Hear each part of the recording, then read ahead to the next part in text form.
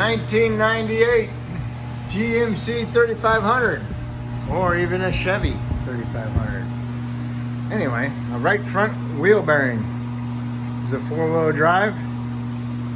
First thing you want to do is remove the axle nut. That's a 36 millimeter. Okay, that's a pretty big socket. You want to remove that axle nut. Get the axle nut removed. Then you want to test this out. Alright, it's loose.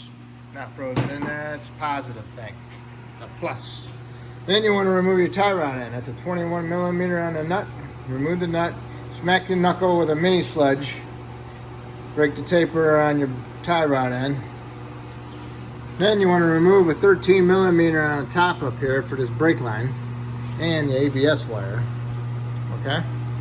And then pry this open a little bit. Then you can disconnect your ABS connector. It fastens into the frame there. And then you just lift up on the tab and then you pull this other half section off. Then you want to remove your caliper. And that's a 3/8 Allen to remove your caliper slide bolts. There's two of them, like that. Go in here, one there, and one there. Remove those. Okay, and then get your caliper off of there and hang it off to the side on a caliper hook or a bungee cord. All right. Then the next thing you want to do is get a, what is that, an 1/16 or a 27 millimeter wrench. Remove the upper ball joint, remove it, and then thread it back on a couple threads. So what we're going to do is we're going to get all this out of the way, and we're going to smack that with a hammer and get the upper control arm off of there so we can take this knuckle and swing it out like that and get that half shaft out of there. And we're going to work on that next.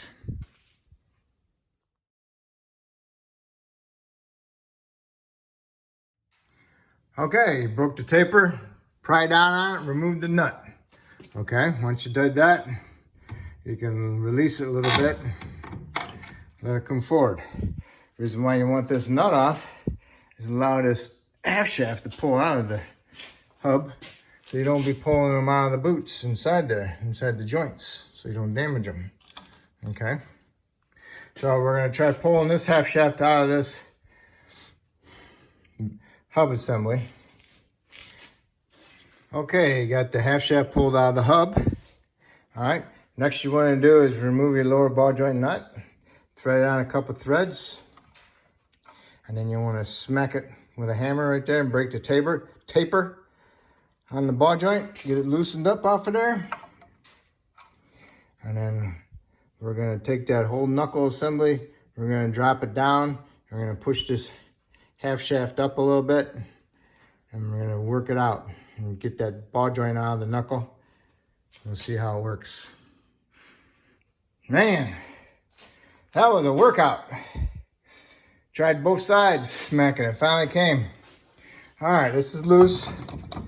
All right, so what we're going to do is drop this knuckle down and work it out of the ball joint out of it, and we'll see how it goes.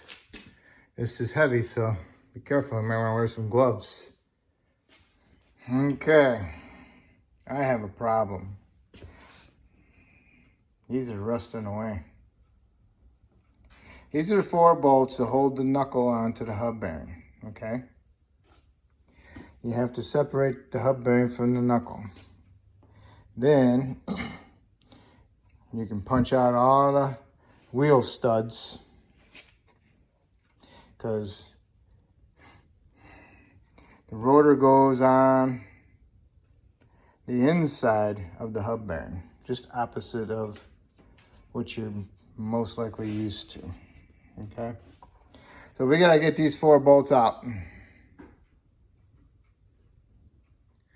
Okay, I hammered a 14 millimeter on there and got them all out.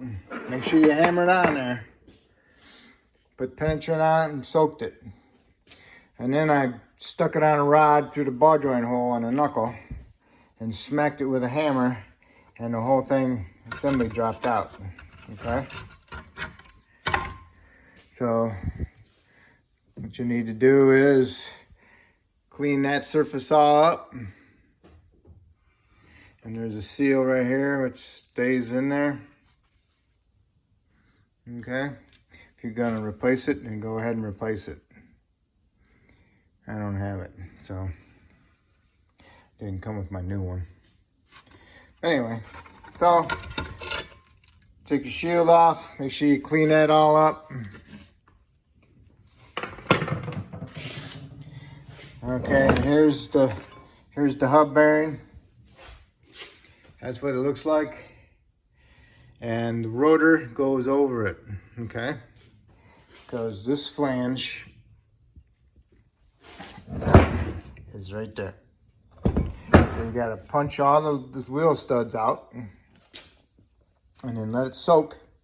And then you'll have to support the rotor up in the air and smack the bearing and push the bearing out through those sections of it.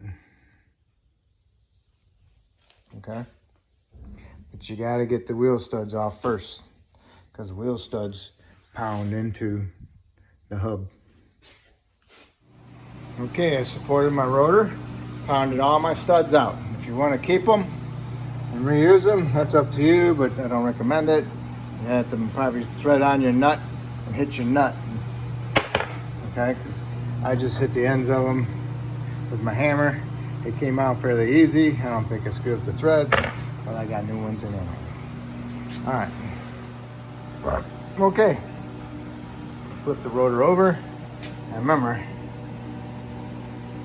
the bearing's got to go through those notches. Okay. So now you can hit the bearing. Bam! One punch. All right. Now we'll get the old bearing out of there and clean up our surface. Okay, I got mine all cleaned up. I'm gonna reuse my rotor. If you're gonna put new rotors on, this is the time to do it. If you're gonna reuse the hub bearing, then make sure you clean it all up so you can put it in there, okay? So we're getting a new hub bearing and we're using the old rotor. So I'm gonna put the hub,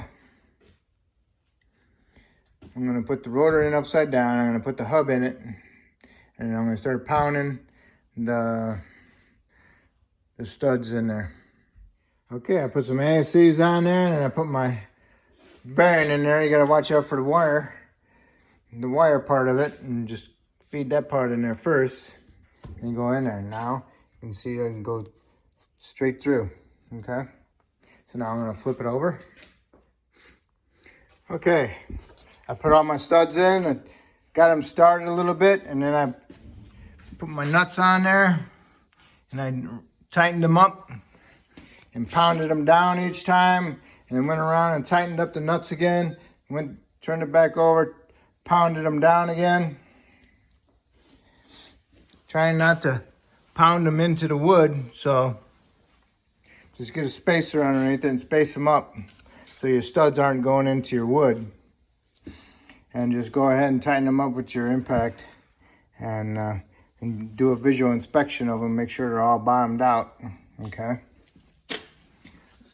And make sure they got the same amount of threads all sticking out, and that's it. Now you need to do is remove your nuts and clean them up, because you know I burred them a little bit, so just clean them up. So now we gotta clean up our knuckle so I can mount that inside it. Okay, put some ASCs on there, clean this up best I can. Now this is gonna slide underneath there like that and go on there like this. Okay, and then this is where the actual caliper goes, so that'll be that opening there is gonna go right here. Okay, so I'll put some more ASCs on here, wipe it inside there and wipe it all up, and then I'll place it on there like that. Okay, this is what it looks like. Remember I said that's where the pads go. All right, Get your bolts started, run them in there, snug them up, and then tighten them up. And then you want to go and torque them to 96 foot-pounds. All right. And then put some anti-seize on your splines on your hub. And then now you're ready to pick this whole thing up and guide your half shaft in there, and then guide your lower ball joint in there, and then pick it up onto it, and then start your ball joint nut. Okay, make sure you get the truck at a height that you can actually pick this knuckle up and hold it and pull it up into that ball joint. It's heavy. All right, what you want to do is you want to stick the axle shaft just inside, just a little bit, just the tip of it, and wiggle and go down below and get that ball joint in, and then pick the whole thing up, wiggle it around, and then the ball joint comes through. Then grab your nut and put your nut on it and get it started with a couple threads. I put my nut right here so it's nice and easy to get to. So, all right, now I'll go and I'll tighten up my lower ball joint nut, and then I'll line up my splines, get my pry bar in here, push my knuckle in, push my upper control arm down into so the ball joint goes in there, and I'll start that nut also. Okay, the ball joint kept turning. I couldn't pull down on the control arm good enough, so I put a C-clamp on there, tighten it up. I also tried a strap, but the C-clamp worked the best. So now I can tighten it up, keep it from turning. So, just in case you was interested in that. All right. Okay, put your caliper in there. And clean up your slide pin bolts. Put some Sil Glide on them. Stick them inside there. Tighten them up with your 3/8 Allen. Put your bolt in here for your brake line, and also your little bracket for your ABS wire. And then fasten it all the way up so it's not loose. And then plug it in, okay? Do not have it being loose. Put some zip ties on it, okay?